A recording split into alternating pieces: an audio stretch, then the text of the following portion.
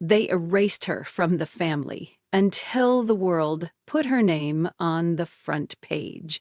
Madeline Whitmore was the forgotten daughter, cut out of the will, dismissed at dinner tables, and written off as a disappointment. But while her family clung to legacy and image, she was building something else, a billion-dollar empire, forged in silence.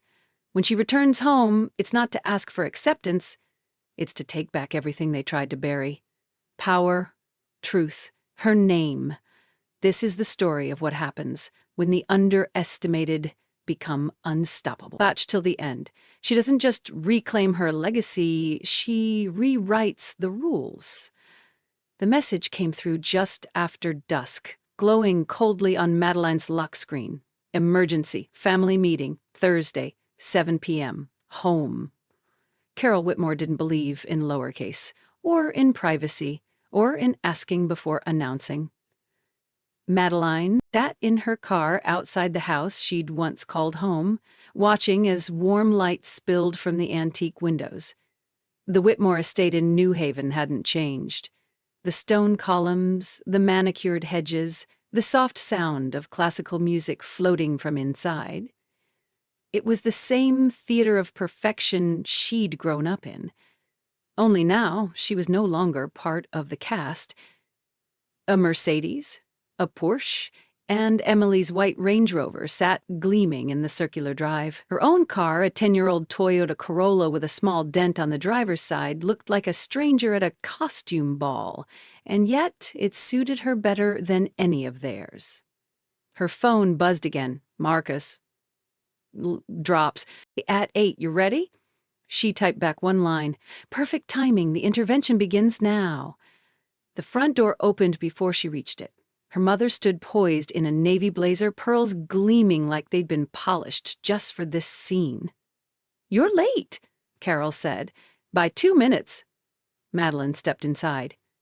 In business, 2 minutes matter, her mother replied briskly, already leading the way into the living room. It's something you might want to remember. The room was staged like a tribunal. Richard sat in his usual throne-like chair by the fireplace, legs crossed, expression unreadable. Emily and her husband, James, occupied the leather sofa, their expressions rehearsed. In the corner, Aunt Ruth, summoned for gravitas, no doubt, sipped wine, with mild disapproval. Madeline remained standing. Let's get to it, shall we? Richard said, adjusting the cuffs of his gray suit. We're here because we're concerned. About my situation, she finished. That's what we're calling it, right? About your choices, Carol corrected sharply. You walked away from a fast track at McLaren and Park, from William, from a future that made sense. From your future, Madeline replied evenly. James cleared his throat. I took a look at your sector, AI, machine learning. It's crowded, lots of noise, not a lot of actual results, especially without serious capital. Insightful, Madeline murmured. James, of course, didn't know that she had rejected his pitch twice, under an alias. The man couldn't recognize the gates he'd begged to enter. Emily leaned forward. Look, we're not here to attack you, but it's been 2 years. You're still in that apartment, you're still driving that car. What exactly do you do, Madeline? What do you have to show for all of this? Madeline walked to the least comfortable chair, deliberately choosing the one directly facing all of them. What do I have to show? She said. Let's give it a few more minutes. I think you'll find out soon enough. She folded her hands in her lap and looked around at the room. Mahogany shelves, framed degrees, awards from charities they barely attended. This house, this family had always been a performance. Tonight, she would be the one to end the show. A clock ticked somewhere behind the fireplace. 7:42 p.m. Madeline could sense them getting restless, growing tired of being civil. Her mother's lips tightened each time Madeline didn't take the bait.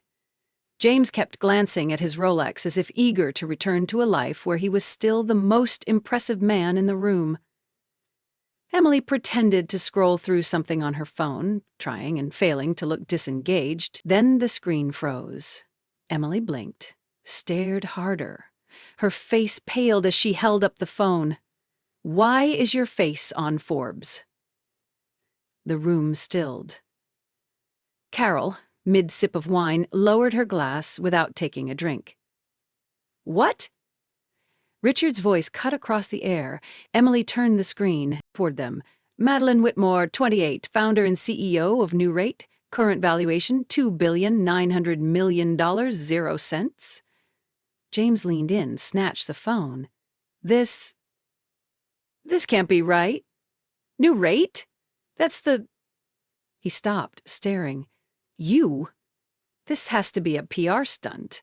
"It's not," Madeline said calmly, "and that valuation's a bit low now. The last round closed above 3. Richard sat back slowly in his chair, eyes narrowed. "You own Neotrek."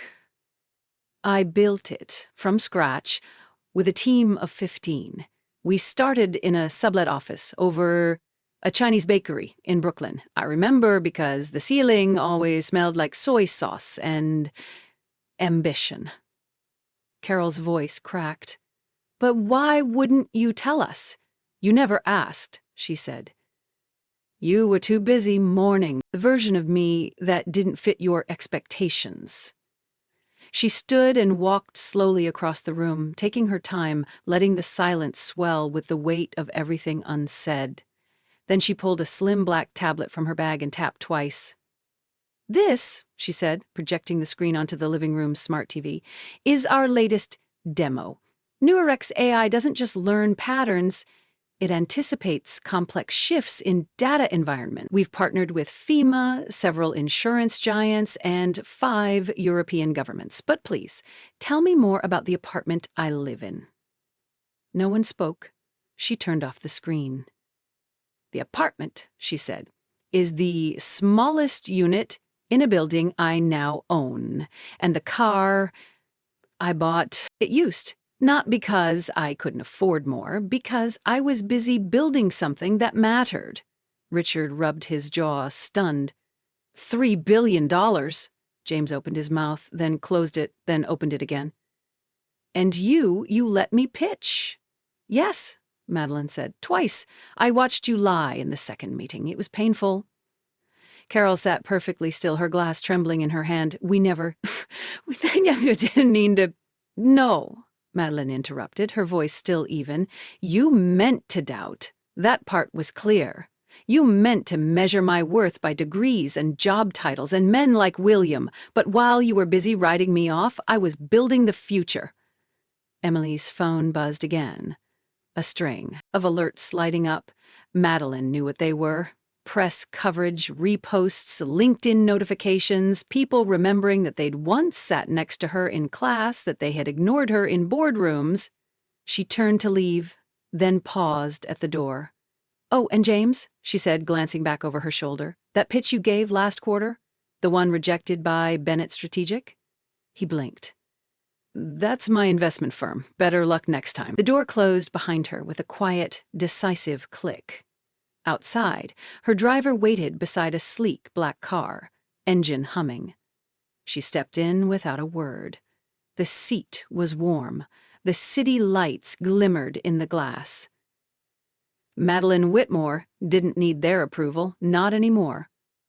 The world was finally watching, and for once they'd see her clearly. The receptionist looked up from her screen, lips tight. "She says she's your sister, refuses to leave." Madeline didn't glance up from her monitor. "Room 3A? No water, no coffee. Yes, ma'am." Maya's heels clicked away, efficient as always. Madeline exhaled slowly, fingers pausing above the keyboard.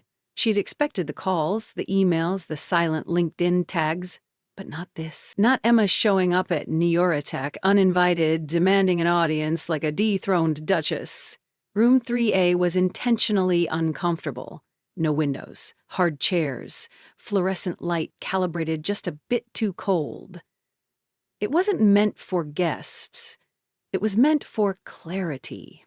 When Madeline entered, Emma was pacing, coat still on, the strap of her Prada handbag slipping off her shoulder. "Seriously?" Emma snapped. "You made me wait in a closet?" "I made you wait in a secure, internal-use-only room. That's different." Madeline sat down across from her, calm and perfectly still. "I had meetings." "You could have told them who I was."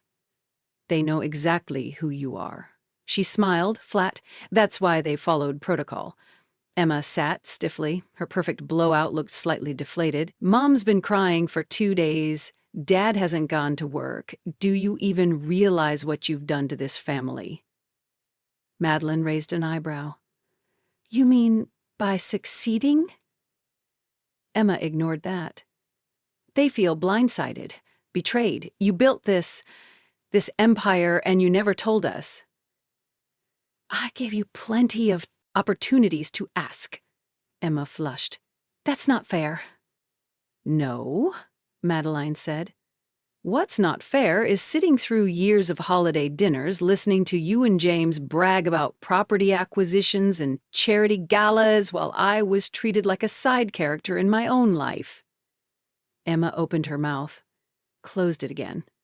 "You didn't know," Madeline continued, "because you didn't care to. You were too busy performing perfection." Emma leaned forward, desperate now. "Okay, you made your point. But now that we know, can't we reset? Jems would love to work with you. Collaborate. He's got some ideas about fintech integration." Madeline tilted her head.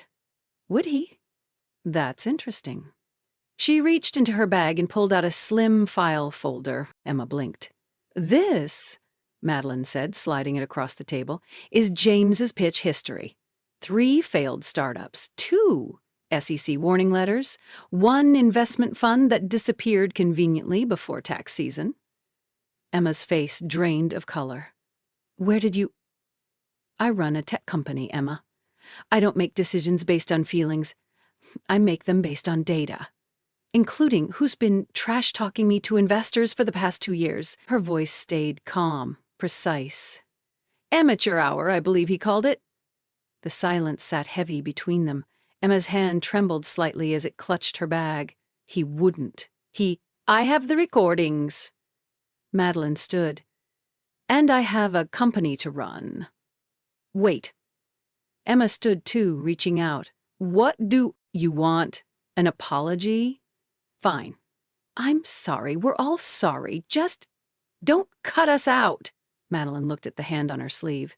The same designer cuff that had once brushed her aside with passive smiles and smug charity. "I don't want anything from you, Emma," she said quietly. "That's the difference. I didn't build all this to prove anything. I built it because none of you believed I could." Emma's hand dropped. Madeline turned to leave, voice steady. "I survived your absence. I don't need your presence now." She didn't slam the door. She didn't need to. The silence left in her wake was louder than anything she could have said. The elevator chimed softly as it arrived at the executive floor, but Madeline didn't step out right away. She lingered in the polished chrome box, watching her reflection in the mirrored wall, calm, composed, untouchable. Then the doors opened. Maya was already waiting with her tablet. "Your father is in the lobby." Madeline's step slowed again. 3rd day in a row. No assistant, no driver, no suit. Maya glanced up. "Today he brought a briefcase." Madeline arched an eyebrow. "What kind? Old? Leather? Looks like something out of a courthouse drama." He's been sitting there quietly for over an hour. No calls, just waiting. A pause. "And," Maya added, "he told security he's here to understand." Madeline didn't speak for a long beat. Then, with a sigh that sounded more tired than resigned, she said, "Send him up." 5 minutes later, Richard Whitmore stepped into her office. No polished shoes, no power stance. Just jeans, an aging blazer, and a man who looked like someone had hit pause on a 30-year performance. He stopped just past the threshold, taking in the room. The whiteboards filled with code, the stock tickers running silently across the top of a frosted glass wall. With the framed photo on the far end, Madeline, age 10, next to a science fair poster that read, "Neural Pathways, the Future of Prediction." "This place," he said softly, "is alive." She didn't offer him a seat. He sat anyway, placing the briefcase on his lap like something fragile. "Your mother still sets a place for you every Thursday." Madeline leaned back in her chair, silent. "I've been thinking about that science fair," he continued.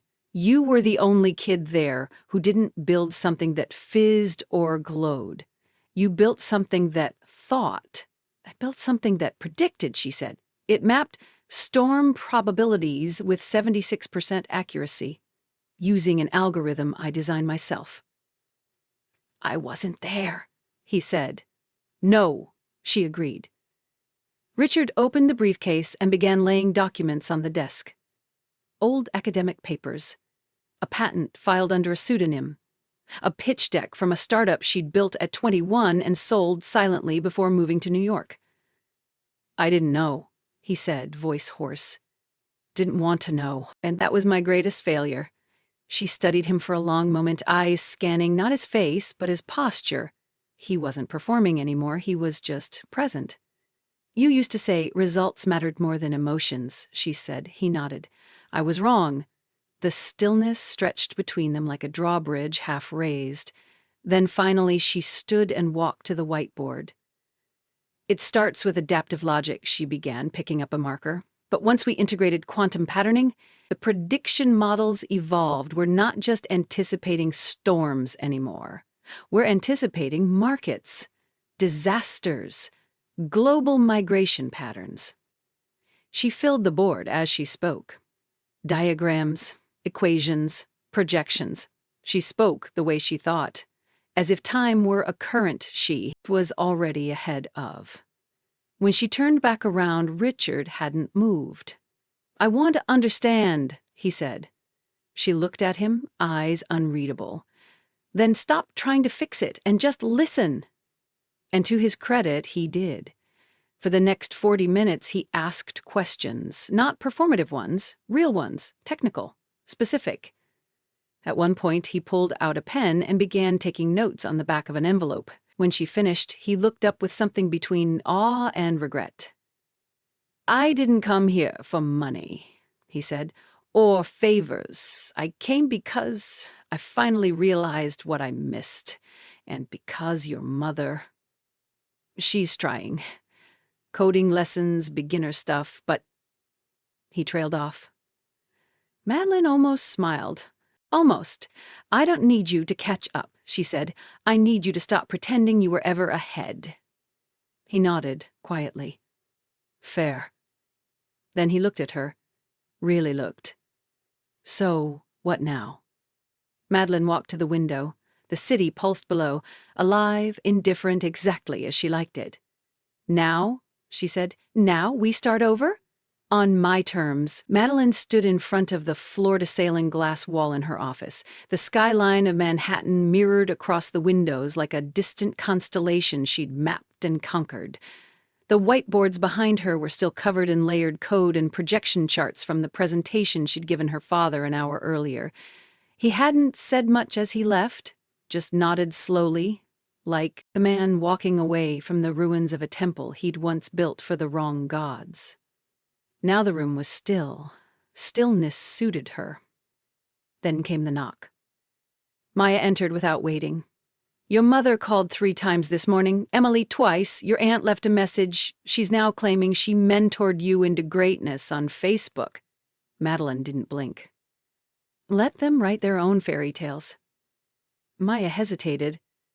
"Your sister's in the lobby." Madeline turned slowly. "What?" "Says she's not leaving until you talk to her. She's wearing heels I'd personally categorize as an act of war, and she brought a gift bag. Possibly emotional blackmail?" Madeline stared out the window another beat. Then, "Put her in conference room 3B, the one with the rigid chairs and no art." "Of course." Maya turned to go, then added, "She looks nervous, but..." Determined. Madeline didn't respond. 20 minutes later, she walked into the room.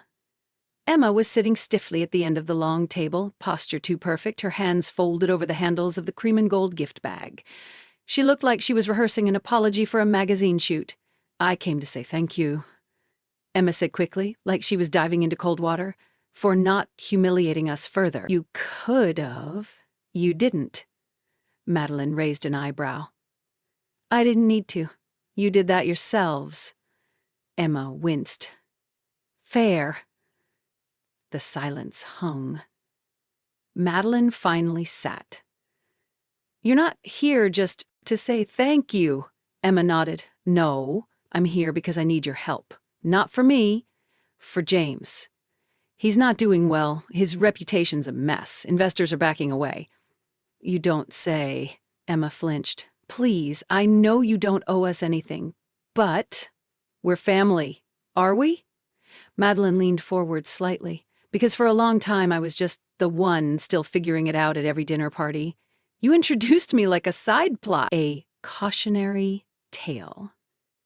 Emma opened the gift bag, pulled out a worn manila folder, and slid it across the table. Madeline eyed it.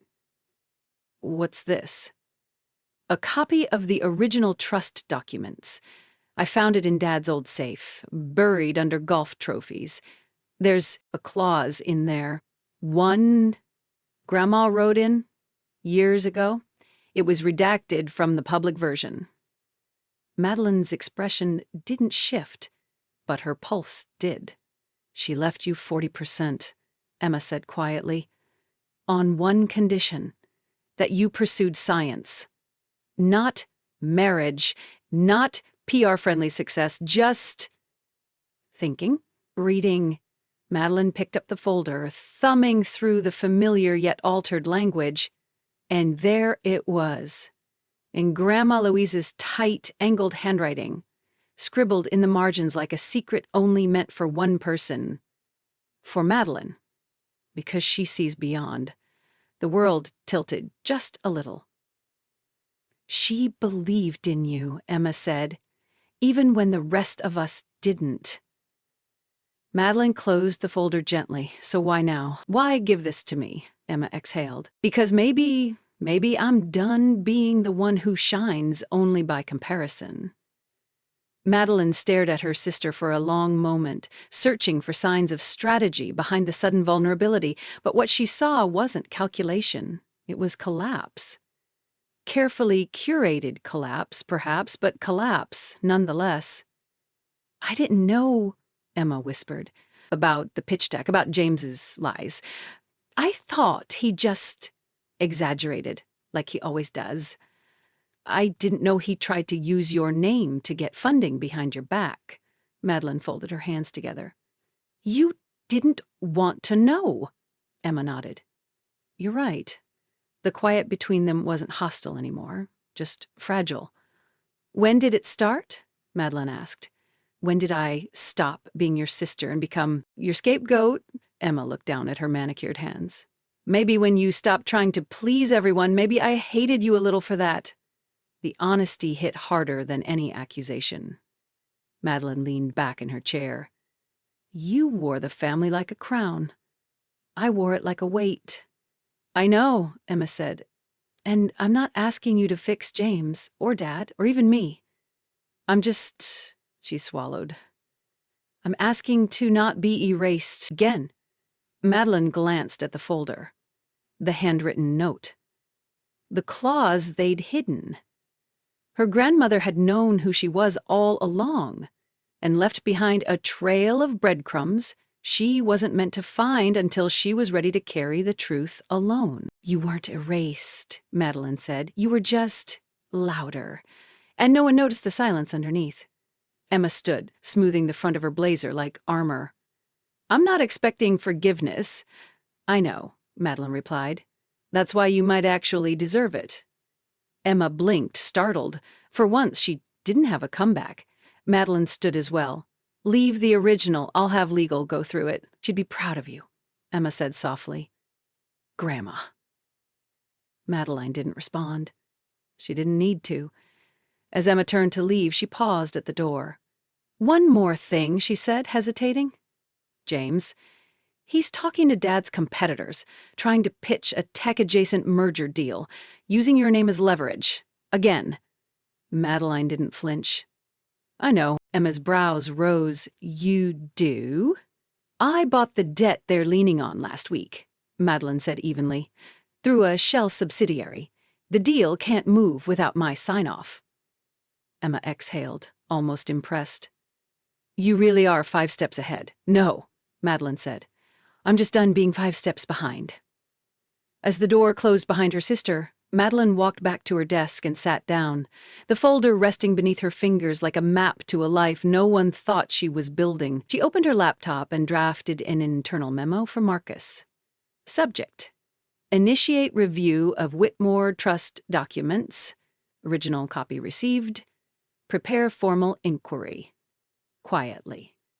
Then, after a moment, she opened a second tab, a personal one. She pulled up the original contact form for Louise Whitmore Charitable Foundation, still registered but long dormant. She scrolled until she found the mission statement her grandmother had written in 1997. "We fund the forgotten thinkers." Madeline clicked edit. She typed, "We don't just fund them, we teach them to build." And hit save. Some inherit legacy, some reclaim it. She would redefine it. The elevator chimed on the top floor of NeoReckitt's Manhattan headquarters, and for the first time in years, the Whitmore family rose not in a drawing room or country club, but in a glass box overlooking the city they no longer owned. Madeline stood near the head of the long obsidian table, her silhouette framed by the city skyline behind her, sharp lines, no shadows. The lights had been dimmed to a soft amber hue, just enough to soften the angles of tension clinging to every chair. A string quartet played faintly in the background, though no one had hired them. It was an AI-generated playlist composed to mimic Vivaldi. Fitting. Carol was the first to speak. "This is lovely," she said, eyes darting to the subtle place cards. "Richard, Carol, Emily, no dad, no mom." Madeline nodded. "Minimalism helps people focus." Richard cleared his throat. "This building, it's impressive." "It's functional," Madeline replied. "Efficient, transparent, unlike most families." Emily shifted uncomfortably in her seat. Her wineglass remained full. James's absence was an open wound. No one explained that the place card with his name had been conspicuously replaced by one reading "reserved." Aunt Ruth, always quick to fill silences, chimed in. "I saw your CNBC interview last week. You looked very self-assured." "That's because I am," Madeline said. The courses arrived one by one, served not by staff but via a seamless system of automated service drones, silent, perfect. Each dish was curated by a culinary AI modeled after classic European techniques. No one could criticize it, no one dared to. They were eating legacy whether they realized it or not. "I still don't understand why you kept all of this from us," Carol finally said. "We're your family." "You were my family," Madeline said. "Before I realized you preferred fiction over fact." Richard's jaw tightened, but he said nothing. She stood, tapped her tablet, and the screens surrounding the dining room lit up, displaying a timeline of NeoRec. From the rented room in Brooklyn to global deployment, stock trends, partnerships, the climate prediction algorithm now used by several emergency response agencies across the US and Europe. "This is what I was doing while you called it a sabbatical," she said. "While you offered me job referrals and insisted I was just going through a phase." Emily stared at the graphs. "I didn't know." "You didn't want to," Madeline replied. "Knowing would have required you to question the version of me you felt safe resenting." Carol looked down at her plate, untouched. "I didn't need your praise," Madeline said, "but you should have asked, just once." "I was scared," Carol whispered. "You were changing, and I didn't recognize you anymore." "No," Madeline said. "I was becoming myself. You just didn't want to see her." The music paused. The silence afterward was heavier than sound. Then a staff assistant entered quietly, walking straight to Madeline with a small, sealed envelope. "Found in your grandmother's archive files. It was marked for after dinner." Madeline took the envelope, her heart thudding once. Just once. She turned it over. Her name was written in cursive across the flap. Unmistakable. She didn't open it yet, not in front of them. Instead, she looked around the table at the faces that once wrote her off, now sitting like students in a class they never thought they'd need to take. "Thank you for coming," she said coolly. "The tour is just beginning." The room shifted as the final course was cleared. No dessert, no sweet ending, just espresso served in matte ceramic cups, as bitter and concentrated as the moods settling over the table. Madeline stood again, the sealed envelope still untouched in her hand. Her voice was even. "I didn't invite you here to gloat. I invited you to witness what happens when someone builds without permission, without applause, without shortcuts." She turned to the wall panel behind her and tapped a new screen to life. It displayed the first test run of Project Nexus, their new adaptive AI infrastructure capable of predicting long-term resource shifts and geopolitical risk factors. Color-coded heat maps rippled across the globe. "Next quarter, Nuatech will launch Nexus into municipal governments. We're not just observing behavior anymore, we're shaping decisions before chaos begins. Energy grids, supply chains, natural disaster responses, entire future." Richard leaned forward, visibly shaken by the implications. "This isn't just business, this is control." Madeline met his gaze. "It's responsibility. Something I learned the hard way when no one was watching." Emily shifted in her chair, voice hesitant. "Why now? Why bring us into this at all?" Madeline's answer was almost a whisper. "Because clarity is more lasting than revenge." She let the words settle, then picked up her wineglass. Not to drink, but to hold it, steady and symbolic. "You all built walls," she said, turning to each one. "I built systems." Carol looked up, mascara smudged ever so slightly under her eyes. "I never meant to lose you." "You didn't lose me," Madeline said. "You ignored me until I no longer needed to be found." For a moment it looked like Carol might cry again, but she didn't. She was still a Whitmore. Then, deliberately, Madeline opened the envelope. Inside was a single sheet of thick, cream-colored stationery. At the top, "Louise Whitmore Private." The ink had faded slightly, but the handwriting was unmistakable. Loop, slanted, impatient. "Madeline, if you're reading this, it means you made it through the fire and didn't turn to ash. Good. You were never meant to blend in with this family. You were meant to build your own. Don't let them define you. Don't let them take credit for your storms. Make your own weather." She folded the letter slowly, reverently, as if touching the hand of the only woman who had ever seen her without squinting. Aunt Ruth cleared her throat. The silence finally too much. "Well," she said, forcing a brittle smile, "it seems we all underestimated you." "No," Madeline said. "You measured me by your rules. I just stopped playing your game." She walked to the windows again, the skyline glittering like code only she could read. Behind her, chairs shifted, plates clinked. Someone mumbled something about needing to go. She didn't stop them. As the last footsteps faded down the hallway, Madeline remained standing, alone now, but not lonely. She reached for her phone and opened her notes app. Whitmore dinner, final status. Emma, learning Richard. Listening, Carol shrinking Ruth, irrelevant me, intact. She stared at the list for a moment, then added one last line. Next step, the will, and pressed save. The office smelled like dust and old decisions. Agnes Reed's law firm sat on the second floor of a red brick building in downtown Greenwich, Connecticut, wedged between a wine bar and a struggling stationery shop. It hadn't changed in decades, neither had she. Agnes herself was perched behind a mountain of file folders, her gray bob clipped neatly back, reading glasses chained around her neck like armor. "Your grandmother didn't trust digital backups," she said without looking up. "Said the internet was a leaky bucket with delusions of grandeur." Madeline sat across from her, flanked by Marcus, who was already thumbing through the copy of the trust documents Emma had delivered. He didn't speak. He knew the room was filled with ghosts, and ghosts hated noise. Agnes finally looked up. "You said you found a handwritten clause." Madeline slid the folder forward. Agnes scanned the contents, her lips thinning. "Damn," she muttered. "That's real?" Madeline asked. "Not quite breathing." "It's real," Agnes confirmed.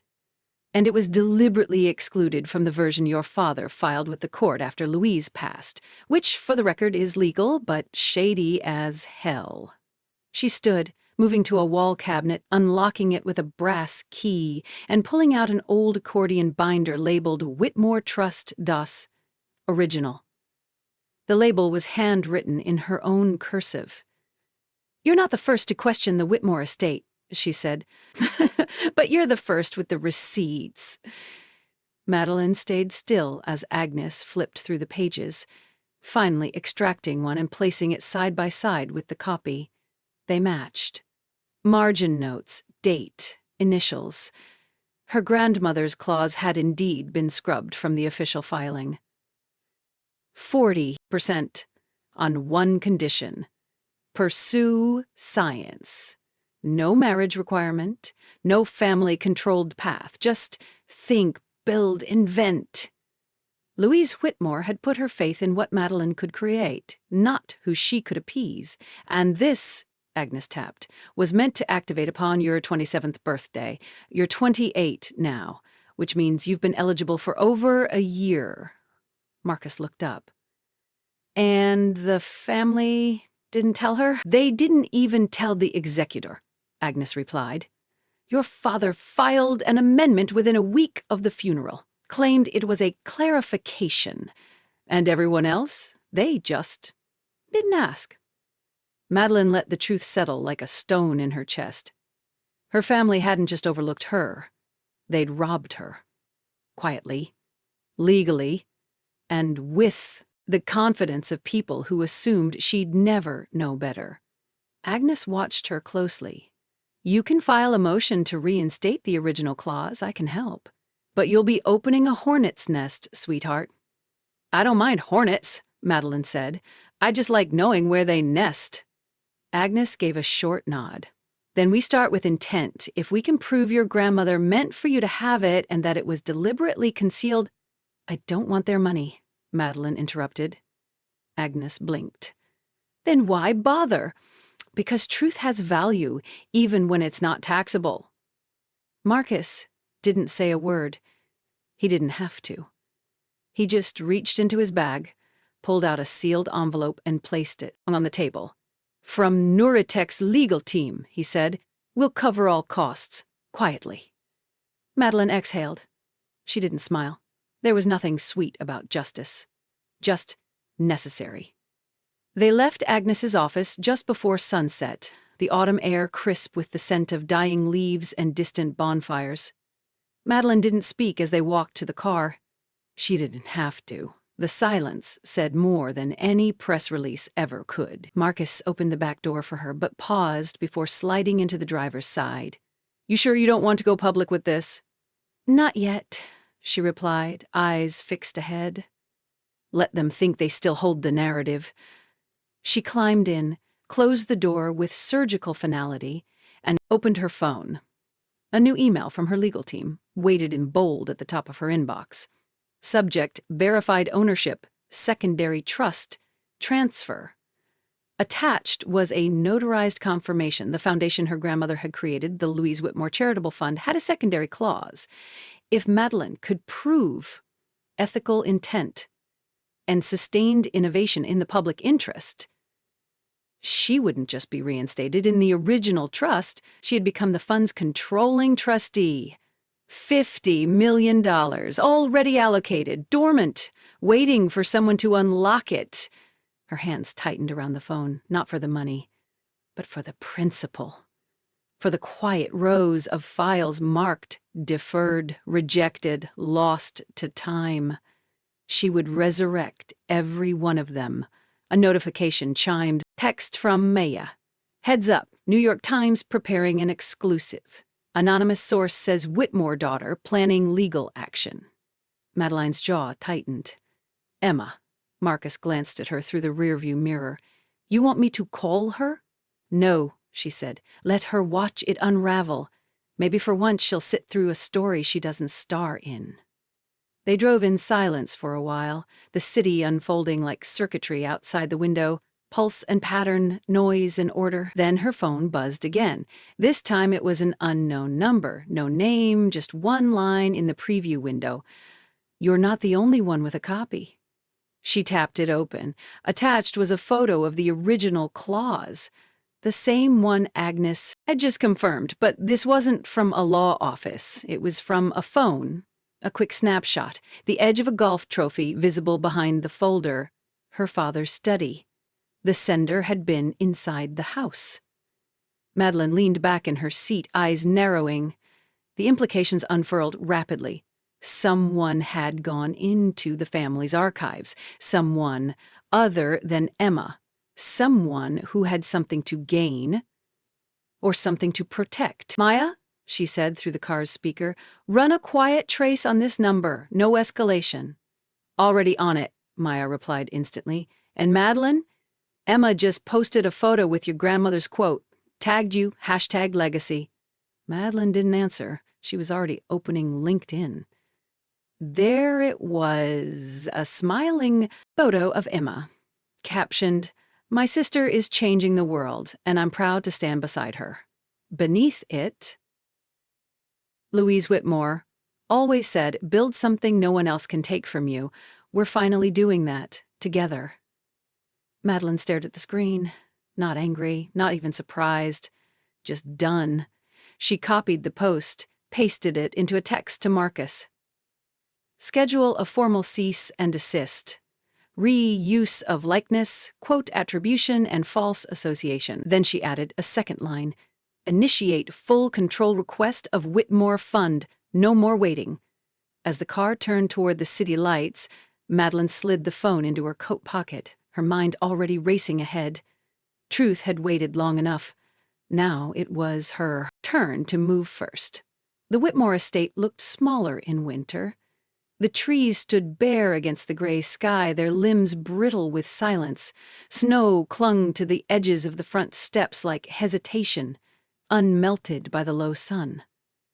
Madeline stepped out of the car, hands in the pockets of her black wool coat, and stared at the house she no longer dreamed of entering.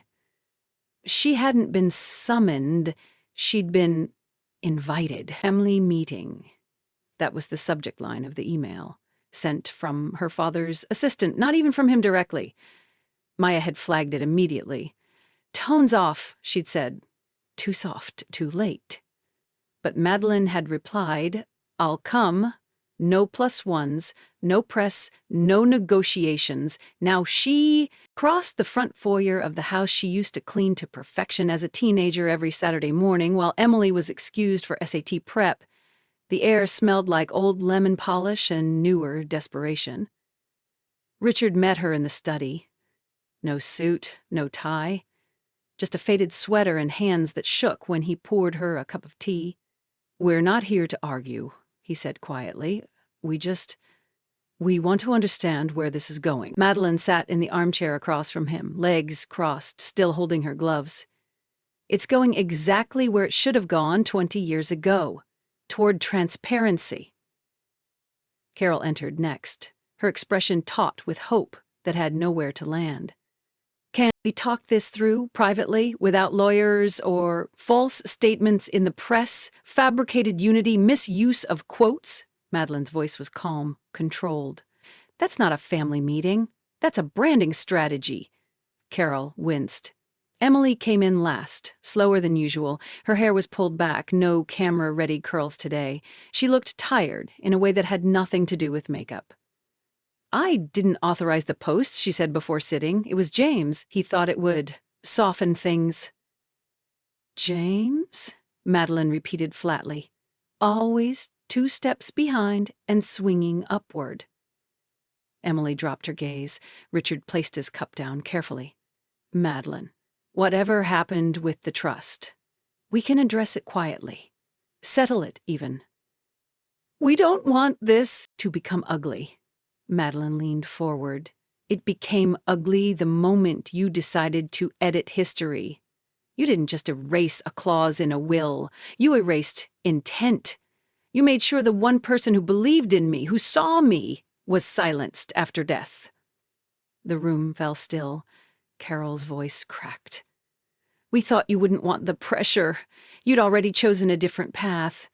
"No," Madeline said. "You decided I was inconvenient, and inconvenient women get redacted." Richard tried again. "Then what do you want?" Madeline stood. "I want my name. I want the truth in legal ink. I want the Louise Whitmore Foundation under my control, as it was meant to be. I want you to stop leveraging my name for damage control. And I want this," she gestured to the house, the people in it, the illusion, "to stop pretending it ever protected me." No one interrupted. They couldn't. Because for the first time they realized she wasn't coming back for approval. She was coming back for closure. Madeline walked out of the Whitmore house without looking back. No hugs, no promises, no theatrics. Only the soft sound of the front door closing behind her, like the final punctuation of a sentence 28 years in the making. Outside, Maya waited by the car, holding a thick manila envelope. "They signed everything," she said. "Full legal transfer. You're now sole trustee of the Louise Whitmore Fund." They didn't argue. "They hoped they'd lose," Madeline replied. "They also knew you wouldn't wait." Madeline took the envelope and tucked it beneath her coat like armor. The wind had picked up, but she barely felt it.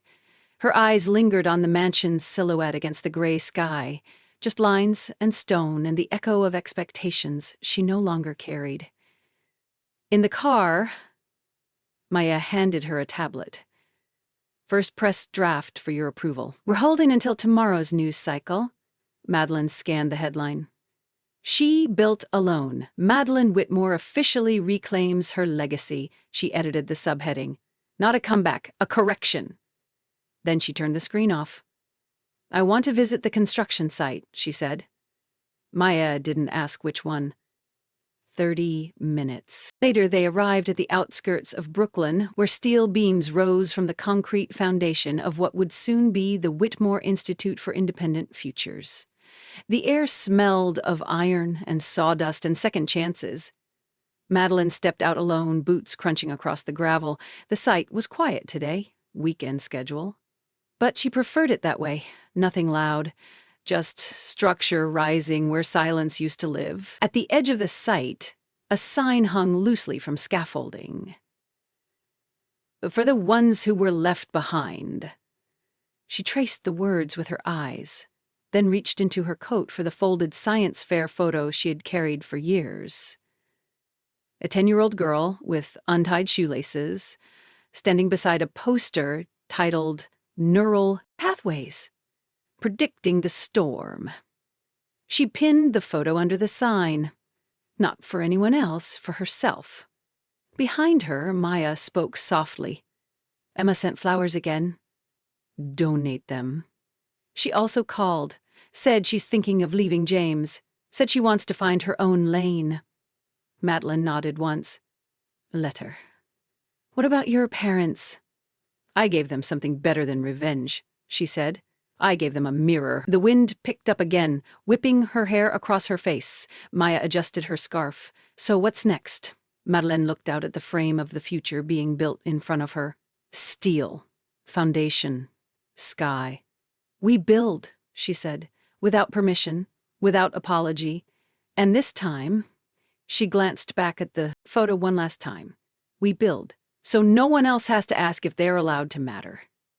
That night, back in her office, she framed the original letter from her grandmother and hung it beside her desk.